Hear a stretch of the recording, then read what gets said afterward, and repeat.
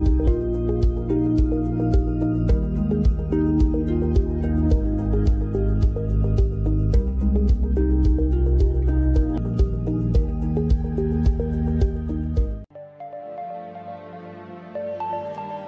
buzima buri wese agira inzozi z'ibyo yifuza kugeraho. Ishuri ryiza, akazi keza, inshuti nshya zitwungura ibitekerezo, business nziza yunguka, muri make buri wese yifuza gutera imbere. Ni byiza kugira inzozi z'ibyo twifuza, ariko se bisaba iki kubigeraho? Tuguhaye ikaze mu kiganiro The Coach RB and Mike Show, aho tuganira kuri business mu ngingo zitandukanye. Hamwe n'impuguke tuganira ku bitekerezo bishya bibyara imishinga igezweho, uko wahinduka rwiyemezamirimo, aho washora ukunguka, ndetse n'uko wagenzura neza business yawe ikarushaho gutera imbere.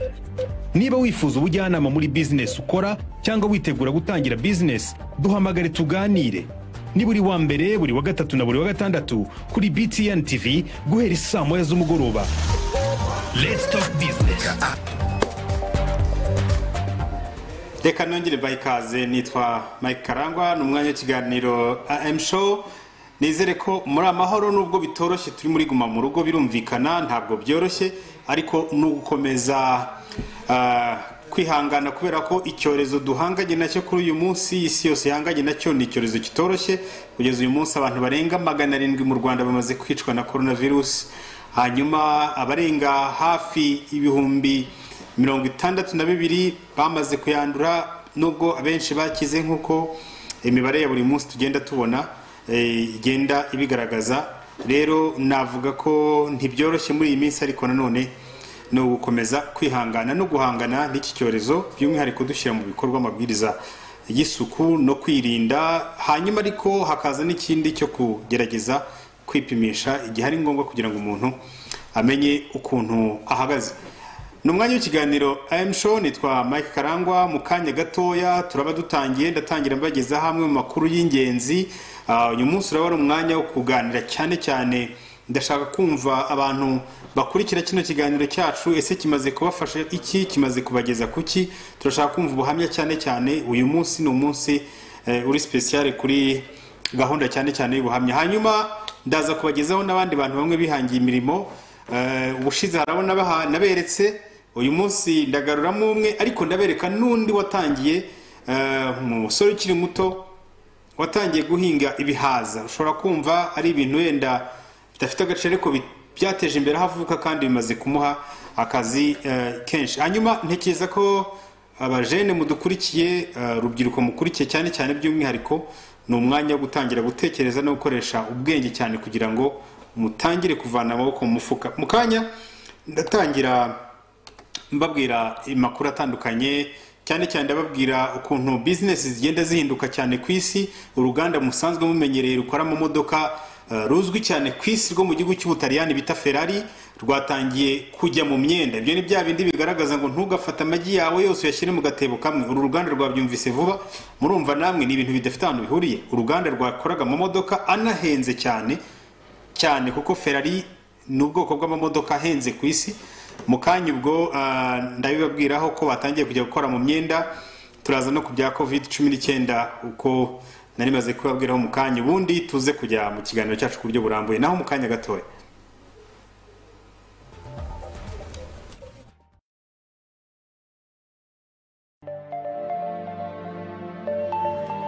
Mu buzima buri wese agira inzozi z'ibyo yifuza kugeraho.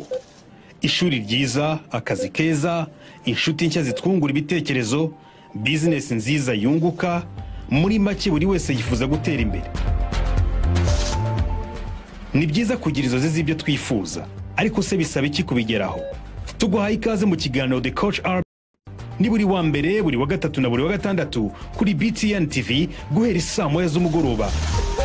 Let's talk business.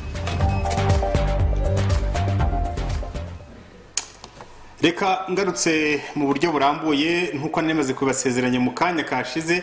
Reka ntangire mbereka amashusho atangaje. Abari muri technique mudufashe mu twereka aya mashusho.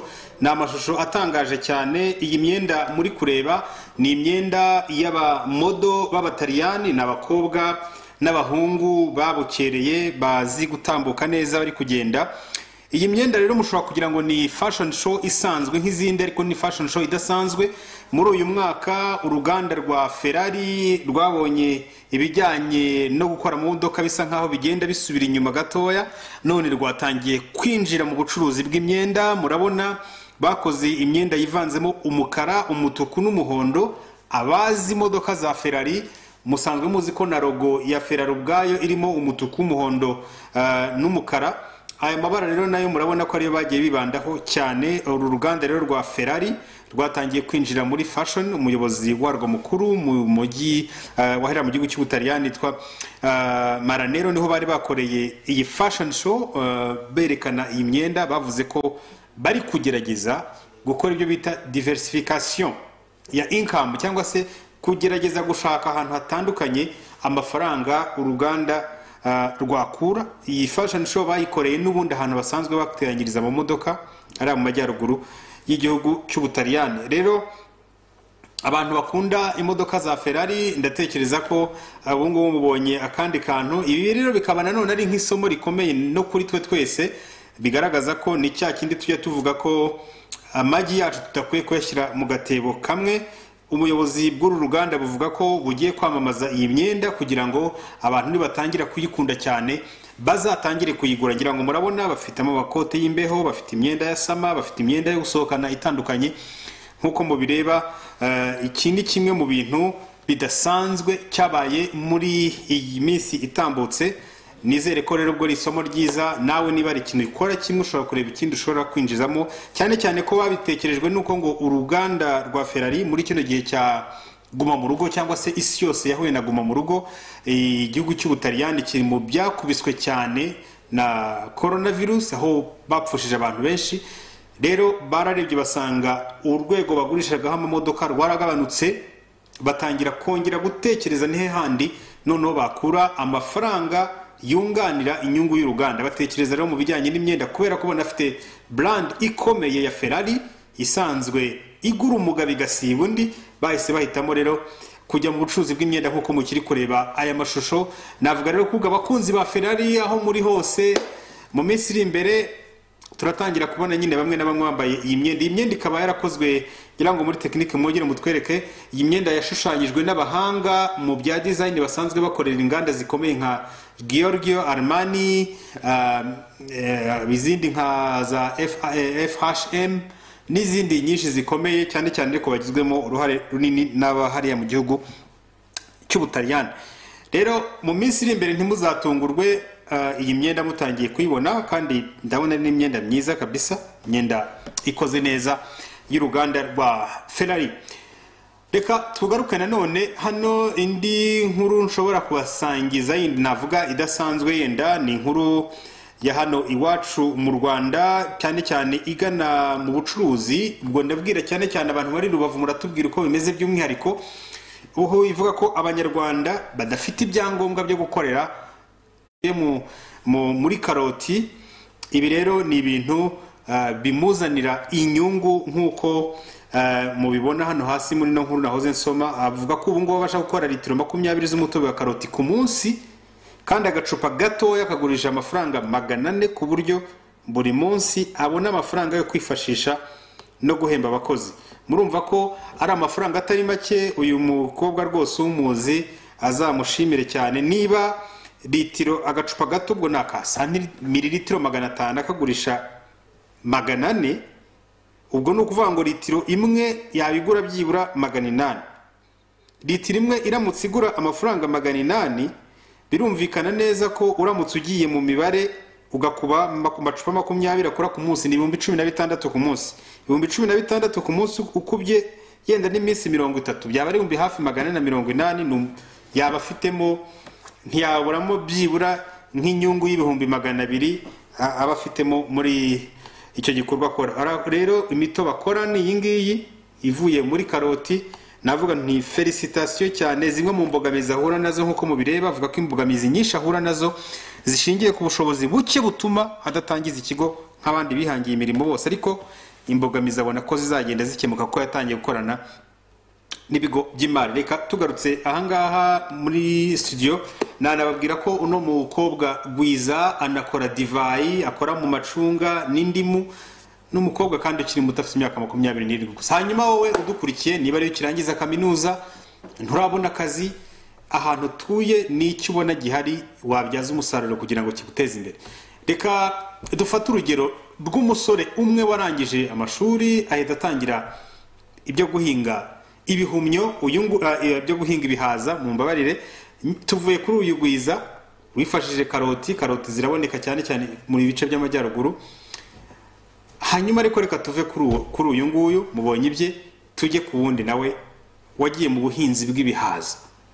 Turagaruka mu kanya none twakira telefone tuganira namwe ku buryo burambuye. Nakoze ubushakashatsi ku bijyanye no kongerera agaciro imboga n'imbuto, cyane cyane inyanya n'ibihaza, kuko ari byo byeraga mu gace nari nturukamo ariko byangirika rimwe na rimwe bidahabwa agaciro. Nza kugira amahirwe yo gutsinda muri kaminuza narimo, nzanamo igihembo aho nabonye amafaranga 300,000. Navuga ko ari nayo twatangiriyeho kugira ngo dushiremo ibikorwa mu mushinga wacu twakoraga nyuma yo kuva mu buzima bw'ishuri tuje muri ka gace twaravukiyemo dushaka no guteza imbere. Ariho twaje dukodesha umurimo wo guhingamo, tuhingamo tugamije inyungu, ariko tunigishirizamo abaturage kugira ngo nabo batwiyumvemo, twimenyereze abaturage, dufate bwa bumenyi dukuye mu mashuri tuze kubusanisha na bwa buzima abaturage babayemo. Dukoreshe bwa bumenyi twakuye ku mashuri, turaza tukabategurira ingemwe z'imbuto zibanguriye, tukabibaha ku buntu kugira ngo babitere mu mirima yabo, noneho basarura imbuto zo kurya bagira ubuzima bwiza, ariko noneho barwanye n'isuri imirima yabo, bahinga imyaka ibe myinshi. Twajyaga tugira imbogamizi ko nyina unyura mu murima ashobora kuzawujyana, bityo umushinga wacu nturambe, kandi inzozi zacu ko ari uko tuzagera ku mushinga wacu uratangira aho tuvuka, tugakemura ikibazo gihari, ndetse ukazajya waguka ukagera no mu gihugu hose, ariko waratangiriye hahandi twabonye ikibazo. Uyu murima niwo twatangiye dukodesha 300,000 ku gihembwe, kugeza ubu nyuma y'imyaka 3 tuwukodesha, ubu nibwo twamaze kugura 5,700,000. akaba ariwo udufasha guhugurira abahinzi guhinga, ndetse no kwereka abahinzi uburyo bongera umusaruro, ko twawuhinzemo igihembwe cya mbere turangije kugihinga tugurishije, twumva noneho na bwa bumenyi bwo kongerera agaciro wa musaruro, kuko hari igihe twari tubonye utangiye kuba mwinshi, waba wageze ku isoko ntibahite bawugura, tubona wa musaruro cyangirika, ntabwo twagera ku nzozi zacu neza. Dutekereza noneho gukodesha indi nzu iri hano, ariko yari inyubako ikiri hasi cyane, iciriritse cyane, ko mu gace kacu nta n'izindi nyubako nziza zari zihari.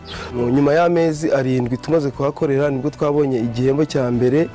Navuga ko ubu tugeze nko kuri 75 y'ibyo twari twifuje kugira ngo umushinga wacu utangire gukora neza. Noneho mu mpera y'umwaka wa 2018 niho twaje kuyatsindamo ku rwego rw'igihugu, dutsindamo igihembo cya 3,5 million. Ayo mafaranga twari dutsindiye mu by'ukuri ntabwo yari ahagije kugira ngo tugere ku mushinga wacu. Twakomeje n'aya marushanwa ya Youth Connect, tugira n'amahirwe yo kugira ku rwego rw'igihugu, naho dutsindiramo 2,000,000 z'igihembo, ndetse na capital market baduhamo ikindi gihembo cy'500,000. byiyongeyeho baduha na mashine yo kuzajya dukomeza gukoresha ubushakashatsi twongera ibyo dukora. Twaje kugira amahirwe yo gutsindiramo za 10,000,000 za agribusiness project, nayo adufasha kuza kubaka noneho za nyubako zacu zigezweho. Ayo mafaranga twagiye tubona niyo yatumye tugera kuri ibi bikorwa, ndetse tukaba twaraguze n'imashini zose zadufasha gukora kongera umusaruro wacu neza, tugakora tugahaza abakiriya bacu. Kuri njyewe ibi bihaza cyangwa amadegede mbifata nka zahabu, kuko nabigereranya nka zahabu, kuko ni zahabu ucukura. Natwe ibi nibyo bimaze kutugeza aho tumaze kugera. Tukivuka twe tukibyiruka byabaga ari byinshi cyane, bakabirya, ibindi bagakuramo imbuto zo mu nda, ibisigaye bakabiha amatungo. Turashaka kubagaruramo wa muco wa kera wo kubihinga, ko noneho bakabihinga babihingiye isoko, nabo bakabibonamo nka zahabu kugira ngo bongere babihe agaciro. Izi nizo mboga dukoresha dukora amavuta yacu, aho abaturage basarura izi zisanzwe bakoresha, noneho twe tugakenera uyu murama wazo uba ugiye uri hejuru. Uyu murama niwo dukoresha tuvanga n'inzuzi dukora amavuta. Urabona ziba ndende cyane ku muturage uzihinze, abona imboga zigiye cyose, ariko natwe tukabonamo wa musaruro w'uyu murama wazo, akaba ariwo dukoresha mu mavuta yacu. Kugeza ubu rero dufite abantu 26 dukorana nabo, ariko 20 nibo bakora ku murima, ariko 6 nibo baza gukora muri hano mukongera agaciro umusaruro wacu, ndetse ariko dufite n'abandi nakwita abagenerwa bikorwa, abandi badufasha gushyira umushinga wacu mu bikorwa cyangwa se kongera umusaruro. Twebwe twashimirwa duhaye akazi kuko ari watugejeje ku iterambere, hakaba hari ibyo twungutse byinshi. Ku rundi rubyiruko rwakora narwo rukaza rukareba ukuntu twiteje imbere gukora hara mwakira gishanga, hari ibyo byatugejeho byinshi. Nta nari nshoboye kwigurira nk'umwenda ariko ubu ndawubona. Kuri ubu tumaze kugira amakoperative 3 ndetse n'abandi bantu bahinga ku giti cyabo ariko bahinga bagera kuri 16, ariko duteganya ko bagomba kugera kuri 87 muri uyu mwaka. Tukumva ko nabo bakoze dukoresha 26 bazazamuka, kuko turi kugenda tubona ubushobozi bwo kongera umushinga wacu, ni nako turi kugenda tuzamura abakozi.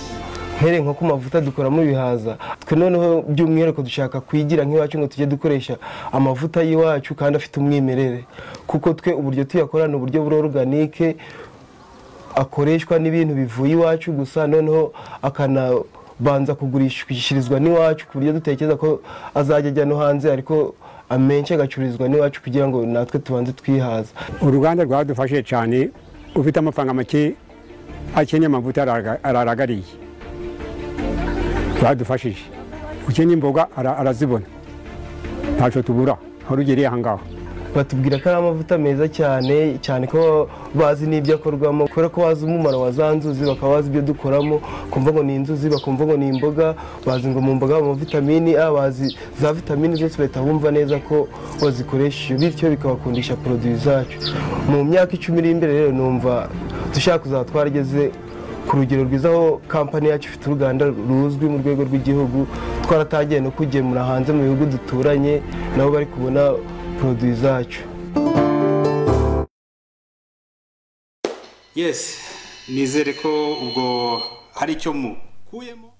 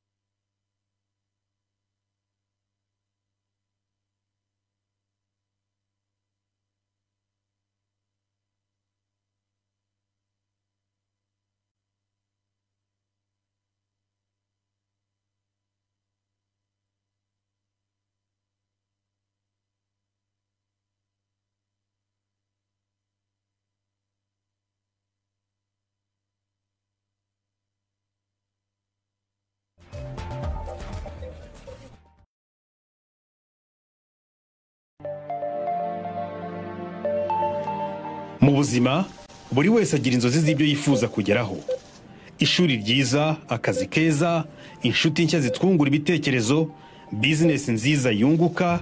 Muri make buri wese yifuza gutera imbere. Ni byiza kugira inzozi z'ibyo twifuza, ariko se bisaba iki kubigeraho? Tuguhaye ikaze mu kiganiro The Coach RB and Mike Show, aho tuganira kuri business mu ngingo zitandukanye. Hamwe n'impuguke tuganira ku bitekerezo bishya bibyara imishinga igezweho, uko wahinduka rwiyemezamirimo, aho washora ukunguka, ndetse n'uko wagenzura neza business yawe.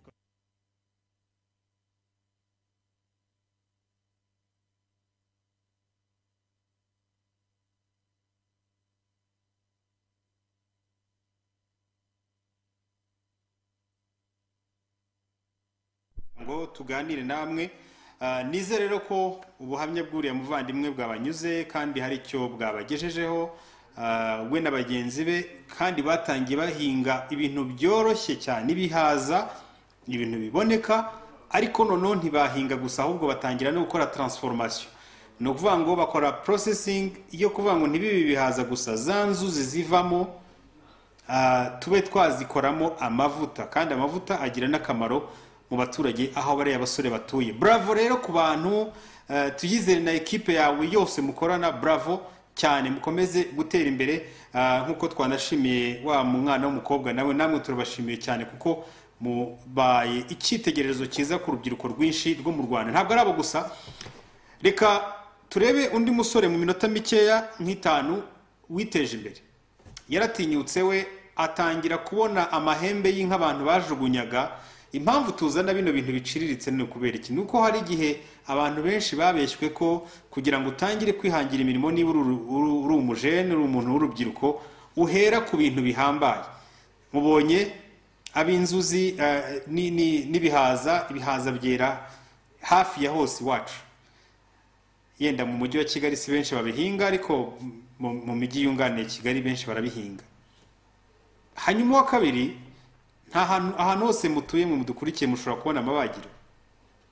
Hari abashobora kujugunya mu mahembe, ariko hari abandi bayabonyemo karite cyangwa se ikintu cyiza bashobora kubyazamo umusaruro. Reka dukurikiye itemwanyaje y'uyu musore, by'umwihariko uyu munsi abajene mukiri bato mudukurikiye, muri mu biruhuko, murangije kaminuza, mugiye gusoza kaminuza. Ibi ngibi bibabera inspiration, bibabera ikintu cyo kubaremamo akanyabugabo kababwira ngo mutinyuke.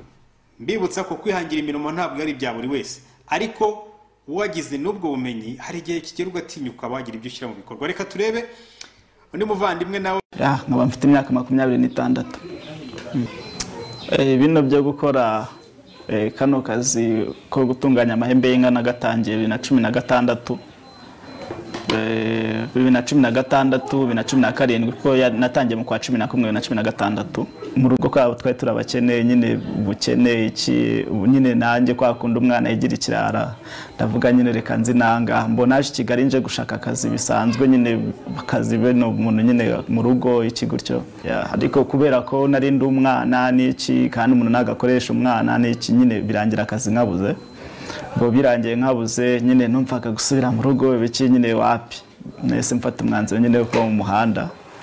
Bo nabayemo nk'amezi 4, noneho nyuma yaho tuzagura n'umuyapanikazi nyine aratubwira ashaka kutwigisha ibintu byo gutunganya amahembe y'inka gutyo. Nyine tuhita tubyumva nyine, nta kindi kintu twari nyine kubona nyine ntabwo twari kubyanga, desha twumvishe ko ari ibintu byiza, turabyemera, tangira kutwigisha ibintu byo gukora amahembe y'inka. Bo tumaze nk'amezi 3, twamaze amezi 3 tuba tumaze kumenya gukora nk'impeta, tumenya gukora udukomo, tumenya gukora amaherena, mbese twari tumaze kumenya gukora ibintu bikeya. Tumaze kumenya kubikora, yahise dukorera koperative yo gutunganya ibintu by'amahembe, nawe akajya dufasha abakiriya benshi bakaza kudusura, abanyamahanga bakatugurira, tukabona amafaranga, tugakora nyine tukagenda neza. Noneho ariko byageze muri 2013 ya koperative nakoreragamo nyine iza nyine kuzamba, mbese niko navuga nyine uriya muyapani aza gusubira iwabo, nyine asubira iwabo arakaye, koperative nayo gukora igenda gake gake, nyine birangira byose nyine bipfuye nyine. Noneho urumva narangije nabwo nyine mbura ibintu by'akazi nyine. Noneho nyine ndonge ndatekereza nyine, noneho ni gute nyine nakwikorera. Bo hari ikigo cyitwa Rwanda Digital Opportunity Trust, yakigisha urubyiruko uko bashaka gutangira gukora, kwikorera, kandi bagahera ku gishoro gike gake gake bakagenda bazamuka. Mbo nitabira amahugurwa yacyo amezi 3, mbo ndimo kwigamo mu kwezi kwa 2 tutaranarangiza. Nari maze nyine kumenya bitewe n'umushinga wanjye kuntu numvaga nshaka kubikora bino bintu by'amahembe y'inka byo kuyatunganya. Nyine mu kwezi kwa 2 ndi kwiga, ndi gufata amahugurwa, nari maze gutangira kwikorera. Hari nk'abantu nyine bareba ino mitaka, abadamu, abakobwa bambara nyine bisanzwe. Hari igihe usanga ahanini nyine babyambara, ariko ugasanga ntago babikunze kubera nyine nk'ibyuma bibatererereje biki gutyo. Nyine ni imitako kandi ubona nyine bimeze kimwe bisanzwe, cyane cyane nk'ibi biva hanze nyine. Ariko nyine aya mahembe y'inka twebwe ni ibintu biri natural nyine, biri karite nyine, ntago bitera izo energy zose, iyo uyishyize ku mubiri nta kibazo. Mbo urumva nyine byaje nyine ku bakiriya, byaje niyo mpamvu bose babikunda, byaje nyine bisimbura biriya bintu by'ibyuma nyine bagenda bagura kandi bitari byiza. Imbogamizi twaje duhura nazo zikomeye ni nyinshi cyane, kubera ko bo cyane cyane hari nk'ibyo usanga nko muri production usanga nk'abakozi rwose ugasanga nyine cyabaye ikibazo nyine twagize komande nyinshi urugero nyinshi nko muri uku kwezi rwose n'ubu ngubu nibo turimo kwitegura akazi kenshi rero ugasanga abakozi urumva kuva saa 11 kugera zine saa 2 uri gukora niyo yaba ari akazi kenshi nyine gute nubwo wembwa amafaranga menshi urumva ubuzima ntabwo bari bwiza cyane nyine ubu uri kubwangiza ariko nyine imbogamizi z'abakozi zibaho kabakozi babura nyine tugakora amasaha y'ikirenga ikindi kibaho indi mbogamizi ndi kubona ishobora kuzaza umuntu atayitayeho neza ni imbogamizi y'amahembe urabona nyine abanyarwanda barimo gukunda korora inka z'inzungu cyane wenda ntabwo ubu ngubu amahembe arabura ariko nko mu myaka wenda 10 amahembe ntabwo azaba agihari menshi nyine akenewe ko kandi nyine nicyo kintu ndi kubona gishaka kuza imbogamizi nakomeye nyine urumva babuze raw material byose byarangiye mu myaka 4 kaho nzu Rwanda nzaba mfite abakozi benshi bagera nko muri 90 wenda hagati ya 90 n'ijana nzaba mfite inyubako nyine zigezweho cyane ko nk'ahangaha duhagaze hano naguze turi amahirwe mfite nuko kugishushanyo mbonera nyine hari n'inganda ntoya n'iziciriritse nizo zihari ubutumwa cyane cyane nabwira nk'urubyiruko nanjye ariho hantu ndi nyine gukora nyine kwikorera ntabwo byoroshye nyine buri wese yakwikorera ariko nanone ntabwo ari buri wese wakwikorera kuko bisaba ibintu byinshi umuntu yigomwa nyine byinshi cyane ndetse byinshi kandi nyine iyo byigomwe ubigeraho icyo nababwira ntago hari ibintu nyine ngo byo kuvuga ngo kubanza kwandika business plan ukabanza ugashaka igishoro ukabanza ukagira ute ibintu nk'ibyo mba mbona ngewe nanjye ngendeye ukuntu natangiye umuntu yabigiyemo cyane ari byari byaheramo cyane bikarangira gutyo nyine n'igishoro atakibonye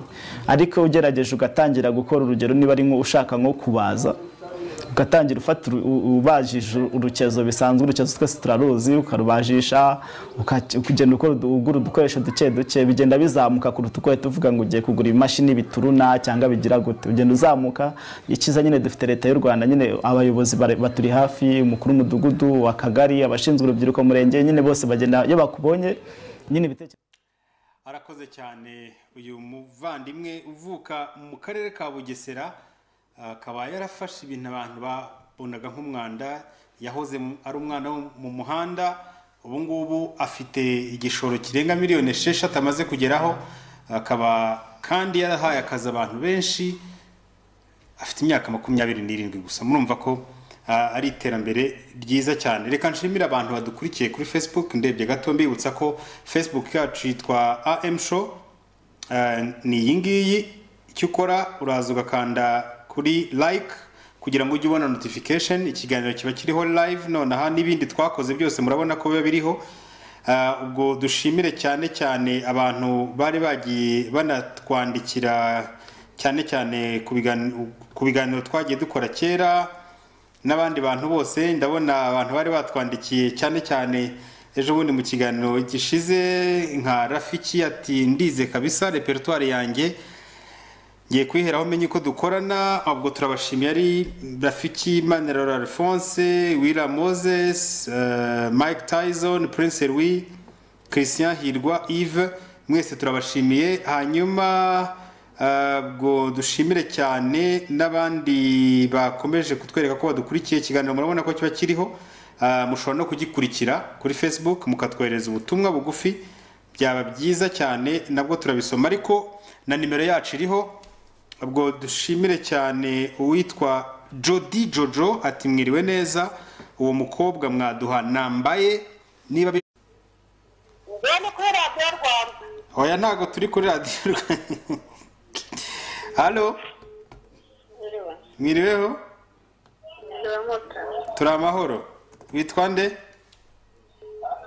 nitwa Mukanasaba Agnes ayo mahembe ngo muyakora mwiki muyakura mwiki ntabwo arizwe tuyakora wabonye umuhungu mu karere ka Bugesera uvanamo imitako abantu bambara niyo bategura ku meza nawe wabonye wabikora kadaze twagize ubwoba kubera ko avuga ngo amahembe bateza abantu twe twagize ngo nayagura ateza abantu ahubwo hise utuma ntekereza ikindi kintu amahembe kera nyine barayakoreshaga mu gushika no mu bupfumu ariko urumva asigaye abyara amafaranga nyine natwe niko twe tuzi ukumva umuntu ngo bamuteze amahembe ngo cyangwa bamuteje amahembe noneho ko tugeze n'ubwo nibyo bintu akora noneho ahubwo niba hari abakeneye kuyateza abandi tuzi wowe utuye mu kahe karere mu karere ka Gatsibo umurenge wa Gitoki umurenge wa Gitoki urumva rero ko ibintu byo guteza abantu amahembe ni ukubivamo ahubwo tukabyaza amafaranga yaramutse ari ibyo yakoraga ahubwo yarabonye abakiriya benshi buriya ni ukuyabyaza amafaranga ahubwo urakoze rero rwose dusubiza aba ngaba mu karere ka Gatsibo halo halo okay halo amakuru yawe BTN tura wowe witwa nde sura hagana jewe ndi mu karere ka Rubavu nitwa Abimana Yes Abimana wakurikiye ikiganiro yego usanzwe ugikurikira nsanzwe mbakurikira buri munsi ndakwibariza ibibazo bibiri ni icyo umaze kwigira muri kino kiganiro muri rusange hanyuma icyo uyu munsi niki kigusigiye buri abahamya bw'abari abasore bakiri batoya n'umukobwa umwe nawe twabonye waho hafi munaturanye mbonye ari ngombwa ko umuntu w'umusore ashaka gutinyuka agahanga umurimo kandi byose birashoboka ntunguwe no kuba rwose amahembe yaratangiye kugira agaciro nk'amafaranga angana gutyo ntiwabonye n'uwagiye kubihaza koko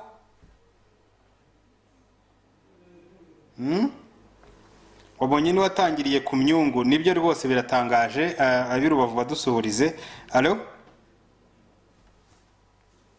alo ndabona ndakumva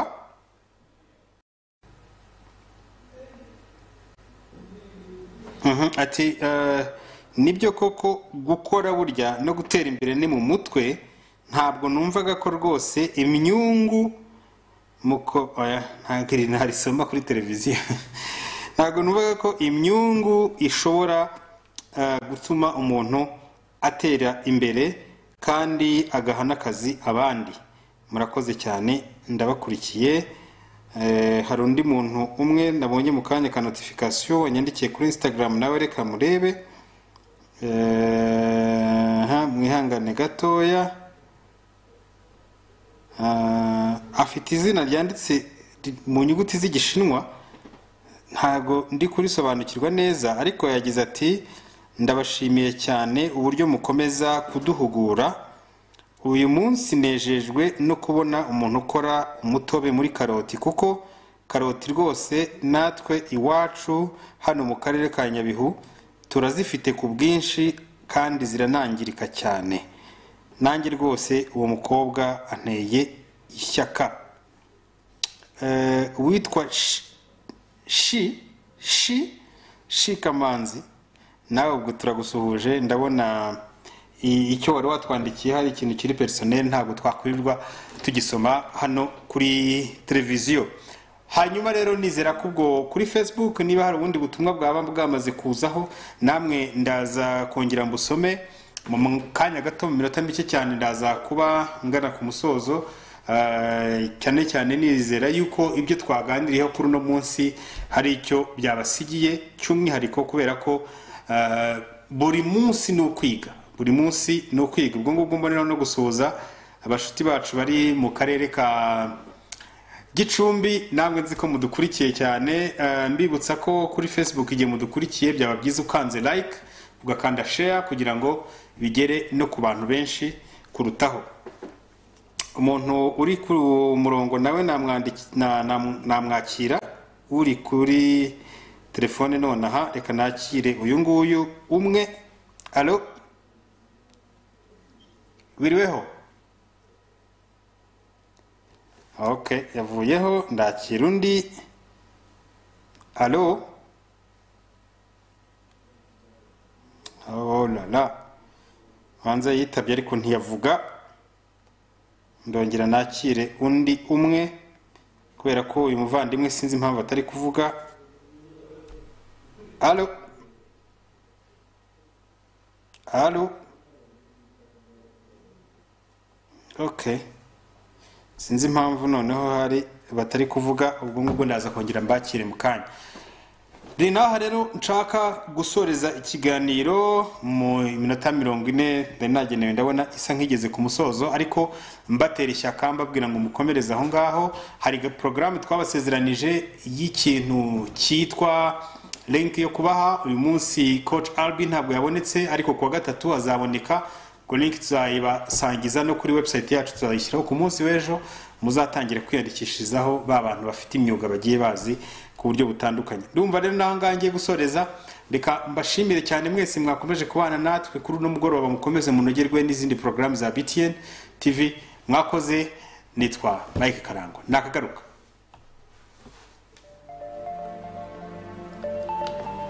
Mu buzima buri wese agira inzozi z'ibyo yifuza kugeraho: ishuri ryiza, akazi keza,